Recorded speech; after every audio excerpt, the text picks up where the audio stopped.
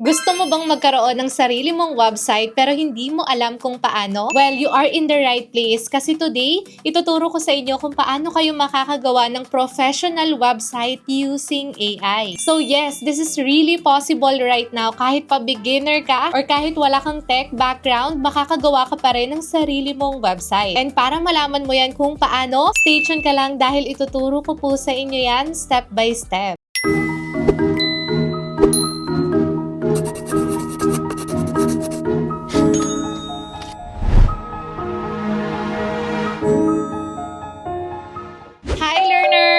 Welcome back to our channel. Ako nga po pala si Rose. At kung bago ka pa lang dito sa ating channel, i-click mo na ang subscribe button, pati na rin ang notification bell para updated ka kung may mga bago tayong upload na video na pwedeng makatulong sa'yo. And today nga, ituturo ko sa inyo kung paano tayo makakapag-build ng sarili nating website step by step kahit pa wala kang tech skills. So kung student ka, freelancer, creator, or small business owner na gustong mag-build ng sarili mong branding, this video is for you. So now, before we proceed dun sa mismong process, dapat alam muna natin kung bakit natin kailangan ng sarili nating website. So kasi learners, yung website, parang asset mo yan online. So kasi ayun yung platform na gagamitin natin na kung saan showcase mo kung sino or ano yung ino-offer mo. So to give you an example, in my case, sa website ko, I am showcasing my digital products. So there, napapakita ko kung ano yung digital products and kung paano yan makakatulong sa kanila. And also learners, having a website, nakakapag-build yan ng trust and it makes everything look professional. Now, I'm sure ngayon marami sa inyo ang magtatanong kung mahirap bang gumawa ng isang website. Well, the answer for that is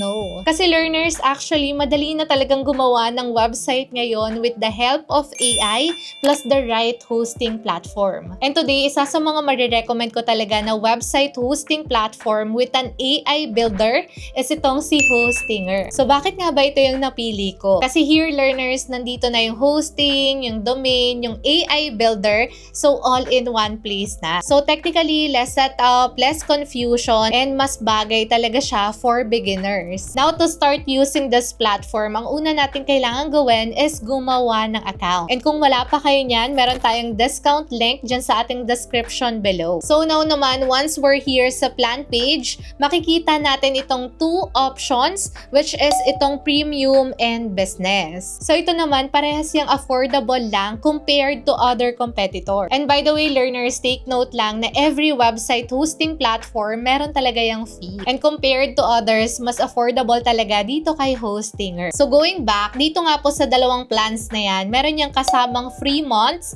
plus an additional free domain, and both pwede na tayong makagawa ng website natin. So if you have the budget naman and kung gusto mo ng access to all the AI features to create your own website or e-commerce site, I highly recommend you to try the business plan. Pero if you prefer yung premium, okay lang naman kasi you can upgrade naman anytime. Now, kapag nakapili na kayo between the two, select na natin yung period of subscription. So here, syempre, the longer the term, mas malaki yung pwede nating masave. And before tayo mag-proceed, make sure lang to use itong coupon code natin na Pera University. So here, makakakuha tayo dyan ng 10% discount. So, diba, sayang din yan. Now, once we have the account, we can now start building a website. So, here, kapag nakapag-login na tayo, mapupunta tayo dito sa kanilang official dashboard. And to begin the process, select lang natin itong website list tab. And then here, select natin itong add website button. And then ito, choose natin itong Hostinger website builder. And from there, ayan, ma-route na tayo dito sa kanilang AI website builder. So, dito naman learners, kailangan lang natin ilagay yung brand name as well as yung description ng gusto nating kalabasan ng website natin. And aside from this, we also have an option to pick a pre-made template. So later, explain ko pa po yan further. And by the way pala dito learners, sa ating AI builder, kagaya ng lagi kong sinasabi in terms of giving prompt, mas maganda na accurate, detailed, direct to the point, and clear yung prompt na maibigay natin. Kasi para yung AI builder, ma-provide niya rin yung gusto nating outcome ng website natin. natin. So now nga, ayan, once na nakapag-provide na tayo dito,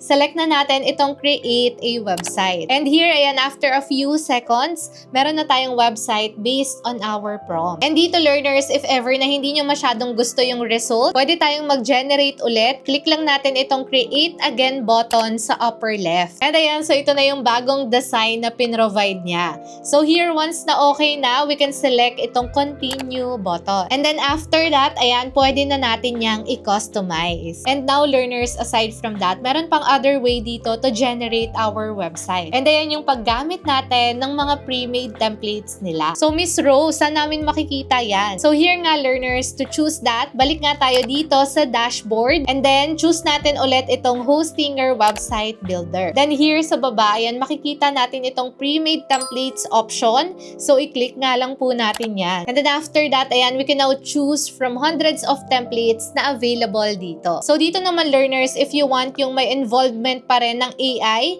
hanapin nyo lang yung template na merong nakalagay na personalize with AI. So syempre tayo, para mas madali, ayan yung pipiliin ko. So here nga, yung next step na gagawin natin, same lang nung ginawa natin kanina. So input lang tayo dito ng brand name as well as yung detailed description ng gusto nating makita sa website design natin. So here, learners, ang kinaibahan yan, yung details nga po or yung prompt na nilagay natin dito, i-integrate niya nga po yan dun sa existing template. So dito, more on text and images yung mapapalitan, pero yung mismong template na napili natin, ayun pa rin po yung structure niya. And then dito, ayan nga, kapag okay na tayo, we can now customize this one. So para magawa yan, click lang natin itong edit site. So dito naman, learners, regardless kung gumamit tayo ng template or hindi, magko-customize pa rin tayo ng website natin. Now, ayan, dito na nga tayo sa ating editing phase. So here kay Hostinger, ang maganda, sobrang simple lang ng process ng pag-i-edit. So here, ayan, drag and drop lang talaga tayo. So pwede nating i-adjust yung text, i-move or swap yung mga images, and pwede rin tayong mag-adjust ng pages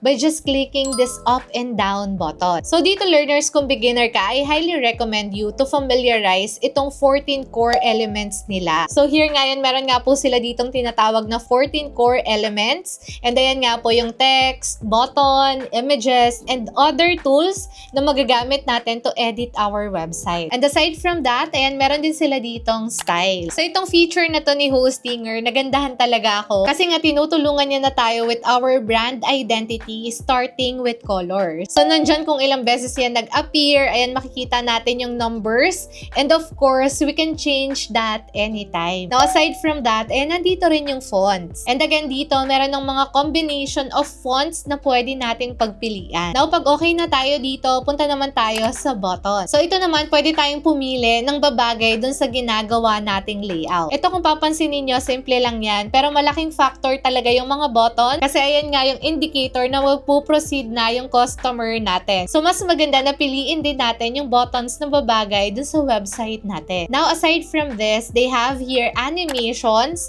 So, ito naman kung paano mo gusto lumabas yung images and videos mo inside your website. So, ako naman dito, mas gusto ko simple lang. So, hindi ako naglalagay ng animation. So, again, depende yan sa inyo. Now, ito na. Dito na tayo sa exciting part. So, kasi dito kay Hostinger, meron silang iba't ibang klase ng AI tools na magagamit natin to build our website. So, unahin na nga natin dyan itong AI image generator. So, by using this, learners, pwede tayong mag-generate ng mga AI images na babagay sa layout natin. And aside from that, meron din ditong AI writer.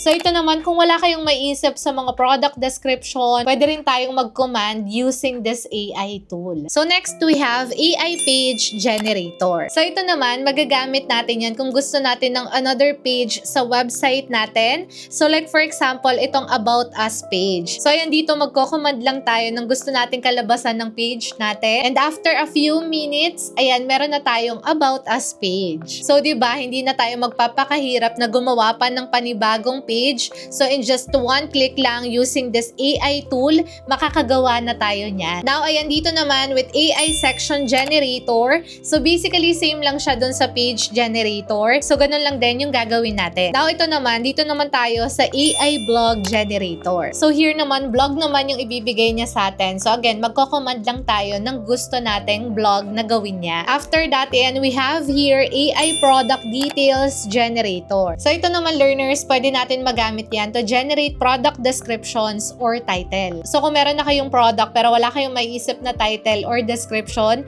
ito nga po yung gamitin ninyo. Next, dito naman tayo sa isa sa mga nagustuhan ko, which is itong AI SEO Assistant. So Miss Rose, bakit yan yung nagustuhan mo? Para saan ba yung SEO? So yan kasi learners, yung SEO or Search Engine Optimization, magagamit natin yan para magkaroon tayo ng exposure online. So like for example, nag-search sila ng certain word or topic, tayo agad yung lalabas sa search bar. So using this tool, matutulungan tayo ni Hostinger to have an effective SEO na makakatulong for marketing our website. So para nga magkaroon tayo niyan, mag-generate lang tayo dito ng SEO for our page. Then after that, ayan, pwede na natin gamitin yung mga details na pinrovide niya. Now for the last one, ayan, we have here AI Logo Maker. So dito naman, ayan, pwede tayong gumawa ng logo natin. So magbibigay lang tayo ng prompt dito nga po sa kanilang AI Builder. So ito naman, sobrang simple lang yung kaya niyang ibigay, but still, diba, we can start from here. So now, take note lang learners na yung mga nabanggit nga natin ng mga AI tools,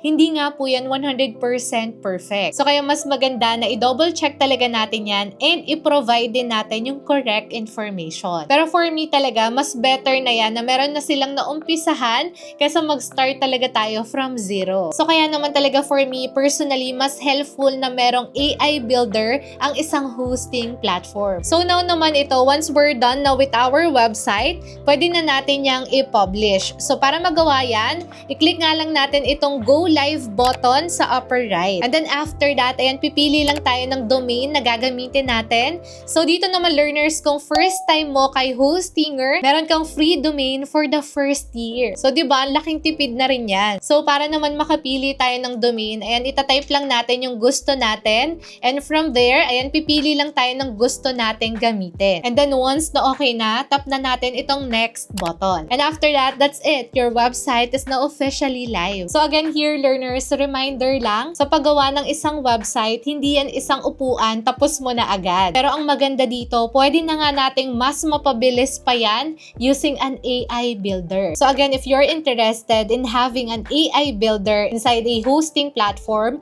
you might consider Hostinger. So ilalagay ko na lang din yung registration link as well as yung discount link dyan sa ating description below. And ayun, so I think that's it for our video today, learners. Hope you like this video and please share this video para marami pa tayong matulungan online. And ayun, so goodbye for now. See you on our next video.